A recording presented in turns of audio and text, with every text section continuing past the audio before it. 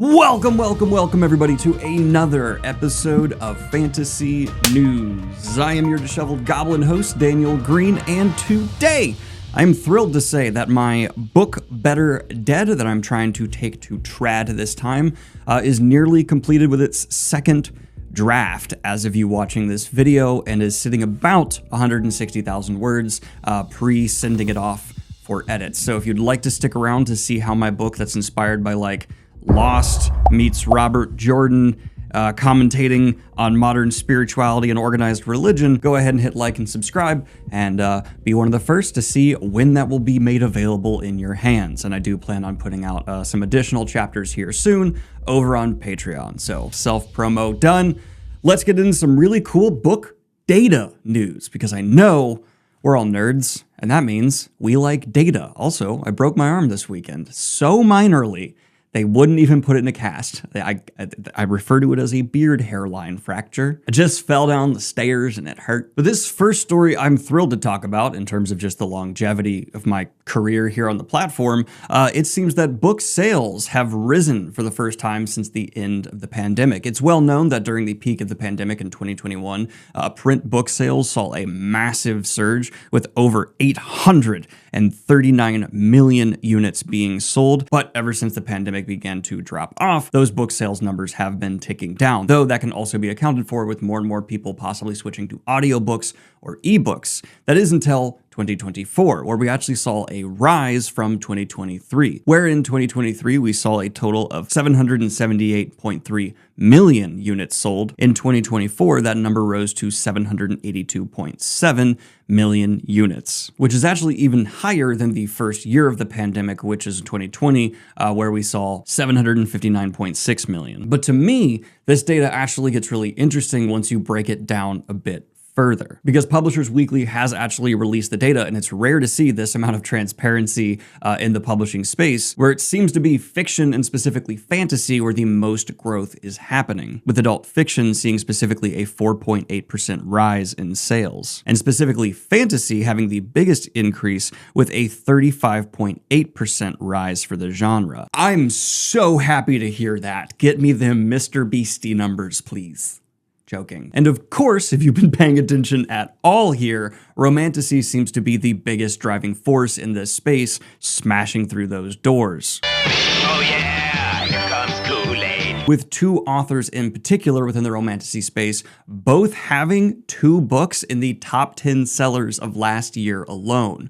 Holy crap. Sarah J. Maas's A Court of Thorns and Roses and A Court of Mist and Fury sold over 2 million copies combined, while Rebecca Yarros's Iron Flame and Fourth Wing sold 1.7 million. And if you take fantasy out, romance, of course, is still selling well in general, with Colleen Hoover's It Ends With, It Starts With duology selling a total of 1.6 million. But none of those were actually the best-selling book of the year, though. That comes from Kristen Hanna's The Women, which sold on its own over 1.4 million copies. And a lot of this does make sense. It actually, one, fits with recent trends we've seen in just the rise in popularity of fantasy as a whole, but as well, the publishing industry, for as long as I can remember, has largely been driven by whales, the few mega authors who make publishers enough money to continue to hunt for their next whale and publish a whole bunch of other authors. And we've talked here previously on the channel about the data of how few sales your average traditionally published author actually manages to get. Though that's not unheard of for entertainment in general, of course. From movies to music, just a select few can take up a gargantuan amount of oxygen in the room. I'm just left wondering how much these numbers would change if instead it was accounted for audiobook sales and ebook sales as well, especially because the romantasy is already performing extremely strongly here. And from what I've seen, there still tends to be a bit of hesitation from at least a significant section of the market to be seen out in public reading a romance book. So the domination from these few authors could be even greater than this data indicates, though I'm speculating. To me, this just kind of feels like the amalgamation of a lot of different headlines we've been talking about for more than a year here, where reading is a hobby, is a pastime that despite the day and age of digital distraction and technology is remaining and not growing in popularity. And I think that's because not only does it provide escapism, but also time away from screens and other things that seem to be more and more important to people as we are getting further into the digital age. I mean, hell, Barnes & Noble last year was opening new stores for the first time in a long time across the country, and in 2025, it looks like they're planning on opening at least 60 more. But okay, I know what you really want. What are the top 10 best-selling print, specifically, books of 2024? Well, we have those numbers according to Publishers Weekly. Starting at number 10, we have It Starts With Us by Colleen Hoover with over 750,000 units sold.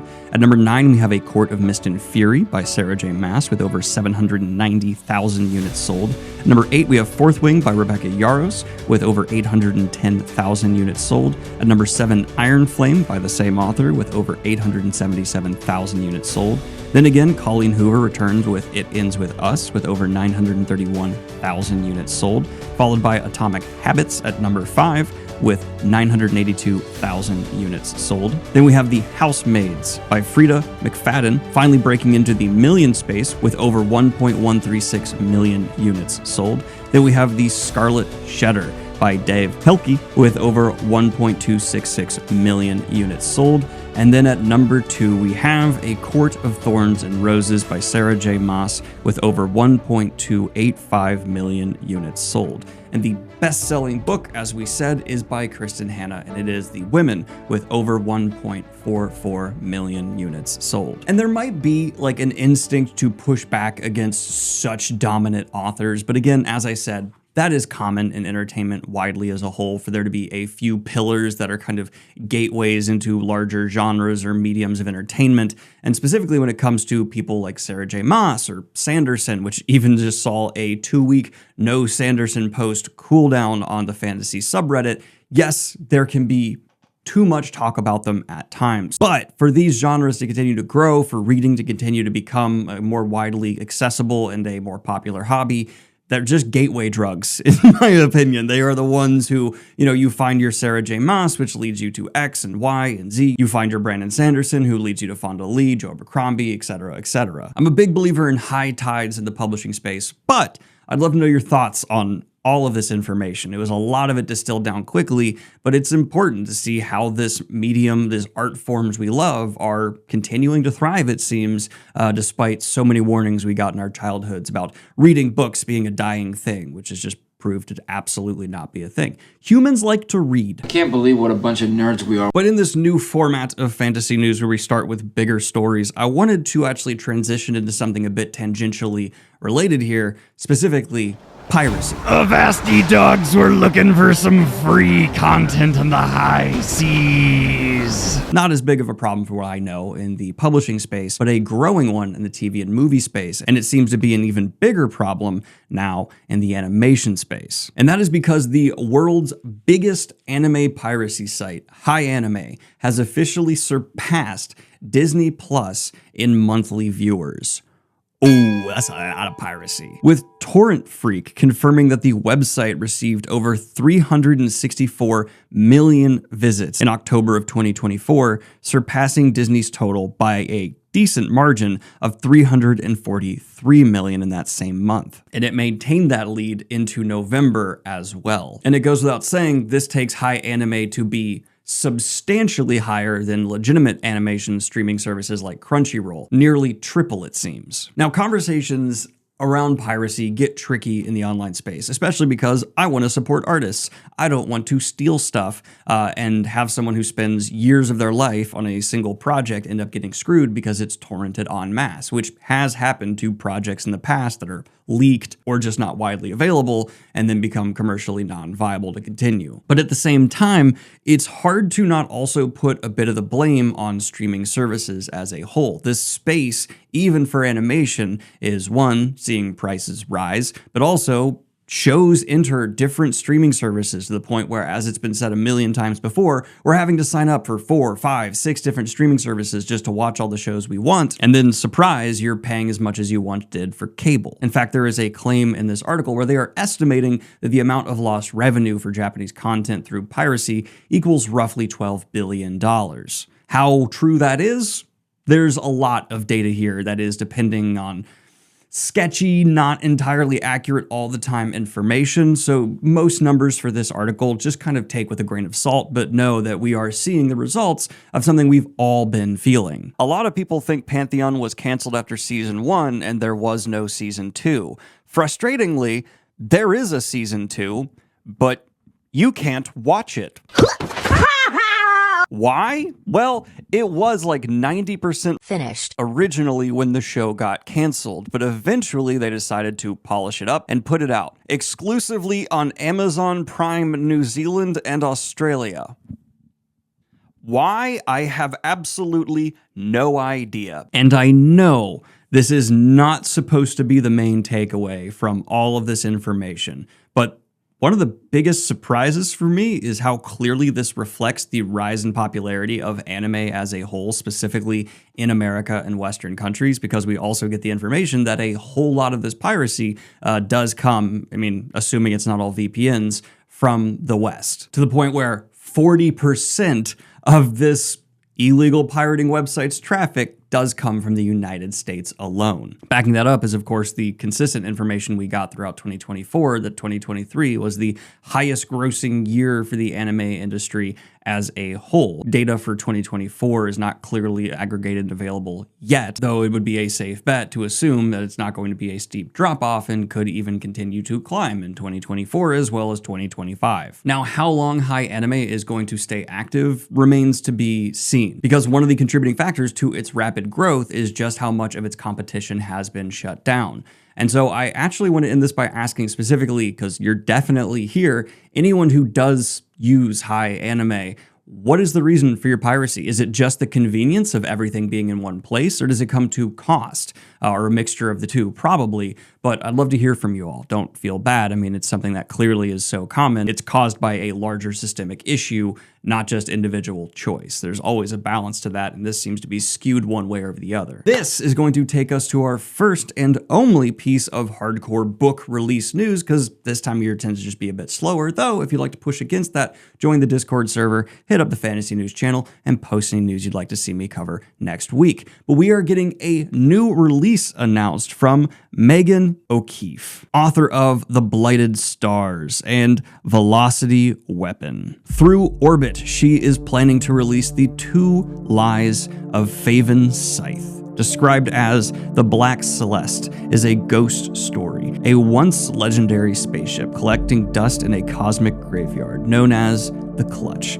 Only famed pirate Biter, Emmedyne, knows better. She'll do anything to never go near it again, no matter the cost. Faven Sythe is a Christborn, a member of the near-human species tasked with charting star paths from station to station. She's trained to be a navigator her entire life, but when her mentor disappears, leaving behind a mysterious star path terminating in the Clutch, she is determined to find the truth, and only Emmedyne has the answers. And unfortunately, there's no cover or release date known yet. Whoa, I gotta rewind and take back what I said, because we actually had another cover drop released, and it's one that's got the spooky, trippy vibes, one of my favorite vibes overall. And this is going to be a book from Hugo Award nominee Bitter Corella. A debut horror novel described as a gloriously queer and irreverent psychedelic trip into the heart of an eldritch wood and the horrors of sisterhood. Answer the call of the forest if you dare in September of 2025 with art by Von Brooklyn. And this cover art? Hells yes. I don't think anything would ever give me Robert Edgar's Witch on an acid trip vibes, but this somehow nailed that. Great job. Now, I don't know how to start this next story without sounding utterly unhinged at first, but bear with me. I'm going to plead with AI publishers to at least be better at being scammers, allegedly, because I do want to call out bad actors in this space. I do want to deep dive like what could be a sketchy company trying to take advantage of an author who may not know better, but when they just keep shooting themselves in the face in front of me, it doesn't exactly feel like I'm doing deep dive journalism. Rabbit season! Duck season! Rabbit season! Rabbit season! Duck season! Fire! What I am referring to is the fact that the FTC FTC has officially opened an investigation into Publishing.com, a company that has gone by a few different names in its lifetime. Always a good sign. Specifically, Publishing.com sells online courses for around $2,000 on how to publish AI-generated books. Founded by brothers Rasmus and Christian Meckelson, this company raked in a reported $50 million in 2022. Now, Publishing.com also offers services around having a ghostwriter involved with your publication process, but that has not been what has been drawing the most complaints. And instead, it's just how much AI-generated content has been flooding the Amazon bookstore. But what the FTC might be specifically investigating involves an expert witness and is likely to be in regards to their high-pressure sales tactics and the difficulty customers of Publishing.com have had in getting refunds. And when you look at the full litany of complaints that have been laid against Publishing.com, it kind of just seems like the FTC could pick and choose, because complaints to the agency obtained via the Freedom of Information Act involve customers claiming that Publishing.com told them to, quote, use credit cards, borrow money, put yourself in debt in order to afford this program. Business Insider, who is breaking this story, did reach out to Publishing.com for a comment, and after receiving an initial response, they were ghosted. Once again, always a good sign. And it's just the entire AI publishing space as a whole, even if you're willing to ignore the morally questionable how these tools are trained angle to it, even if you're able to ignore the fact that this does take jobs away from legitimate editors, and you're willing to ignore the fact that it's not you actually putting out something that is born of your brain into the world, and instead it's so many companies we've covered in this space have just been caught clearly having the operating practices of open, alleged in my opinion, scams. It still seems like just a stupid way to publish a book at this point, even though it's the path of least resistance, because you're gonna end up working with people who don't give a fuck about you or your book. And then before we migrate out of the book news space, Joe Abercrombie also just did another long-form interview over on the Collectible Book Vault channel. A lot of insights, really good in-person interviews, so if you're a First Law fan, go ahead and check it on out. Linked like you know where. It's not changing. But okay, let's go ahead and take a peek at some trailers for content we'll be getting in 2025, starting with Netflix's Castlevania Nocturne Season 2. A lot of people have been asking me to get to Season 1, and if I get one more nudge here in the comments section, I promise I will do a 1-2 season review of it, as I just did with Pantheon, which is a video I recommend you check out, probably the one I'm most proud of so far this year. That was a hecka awesome video to make. And then if you are a fan of cross-cultural, beautiful storytelling, it seems, in the animation format, we also had a trailer drop for a remastering of Ramayana, an Indian-Japanese animated movie first released in 1992. Directed by a Japanese and Indian filmmaker, Yugo Saku, the movie is based on an Indian epic by the same name. But now we're going to be going ahead and shifting gears over to the video game space, because we have a strange story coming from Amazon and Nintendo. Because as you probably know, all the way back in 2017, Nintendo announced a new Metroid Prime 4 game. Then, in 2019, Nintendo announced that the development was essentially being just completely scrapped and started from the beginning because they felt it wasn't up to their standards. Which isn't something I'm against. I actually think it's pretty cool that they managed to get late-stage development for a game and just went, this isn't working out, let's go back to square one. That takes integrity. All these years later, it has been confirmed that the new version of the game they have been working on will be released in 2025. But there's the problem. Amazon is canceling people's $40 pre-orders that they made all that time ago, and that actually seems smart to me, but some people are afraid this means it will no longer have the $40 price tag. If somehow you are already charged, there will of course be a refund, though unlike some have been claiming, this isn't just because the game has been renamed to have a subtitle Beyond on it. Changing names on something you've pre-ordered will not affect your pre-order, and so that's why the fears around a possible price change are there, though it could also just be as simple as Nintendo and Amazon have been having a little bit of a beef going on, or after all these years, Amazon's going, hey, people who pre-ordered it might not be alive anymore, so redo. But first, I just want to give a tremendous thank you to today's sponsor, Squarespace. Squarespace is an all-in-one platform here to educate and encourage entrepreneurs to stand out online. Whether you're just starting out or managing a growing brand, Squarespace is dedicated to making the process as smooth and easy as possible, all contained within their broad, vast ecosystem. From creating a beautiful website to engaging with your audience and selling anything from products to content to time, all while learning the tips and tricks of the trade. Their asset library allows you to upload, organize, and access all of your content in one place, as well as manage all your files from a central hub and use them across the entire ecosystem. And for anyone who does not have a background in coding like myself, Squarespace's flexible website templates provide you with a list of professional designs for every category in use, which you can customize to fit your needs on every device. And through Squarespace's Fluid engine, you're just dragging and dropping things into place, and then your website's gonna work. So go ahead on over to squarespace.com for a free trial, and when you're ready to make your first purchase, go to www.squarespace.com/Daniel Greene and get 10% off a website or domain while you're launching your biz. Back to the video. And then in the final story of the day that I'm gonna be putting at the end here, with every warning of triggers for essay and so much more. Yes, the Neil Gaiman story has exploded to be even worse, with Vulture dropping an article that goes into an account from additional victims, and I personally couldn't read through it all. Putting all character aside, everything off, this is like monstrous criminal behavior. This is something that goes beyond fantasy news. This isn't fun. This isn't, honoring someone who's passed. This is like, I couldn't get through the article. Like, I read the one that came out today as of recording this, yesterday for you, and I couldn't do it. I couldn't get all the way to the end, so I can't even from like my job perspective give a full, well-rounded opinion, because it's revolting. And I hope people can understand that I, as just a person, need to draw a line at a certain point of what I feel like I can actually bring to you in an entertaining or interesting way. And this is just outside of that wheelhouse. And I know it's upset some people that I haven't covered it, that I haven't spread awareness. But like, imagine if you had to do that, sit in front of tens of thousands of people and recount something that was like that upsetting. It's difficult, it's hard. And I don't want that to be what this show is either. So thank you for understanding. If you're mad at me and you want to bounce, and I understand, I get it. But this is one that's just too heavy. It's too big. And if you want to read for yourself, absolutely, it's linked down below. But I can't.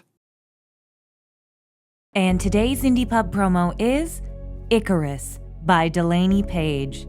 Icarus survived the fall, and neither his bruised body nor the dead weight of wings stuck to his back are going to stop him from getting back to his father. Unfortunately, he winds up whisked all the way to Libya and into a completely different bout of family drama involving two brothers and a case of human sacrifice. Meanwhile, Minos, the king Icarus and his father escaped from, is hot on finding Daedalus, who is torn between mourning and denial, refusing to give up searching for his son. Both Icarus and Daedalus are lost, their situations worsening as they get closer to finding each other. Everything started 10 years before, but it is now when they realize that actions have consequences. But this has just been your latest episode of Fantasy News. Like and subscribe if you have not already, and hit the Patreon if you want to support what I do here. Have a good one, y'all. Peace.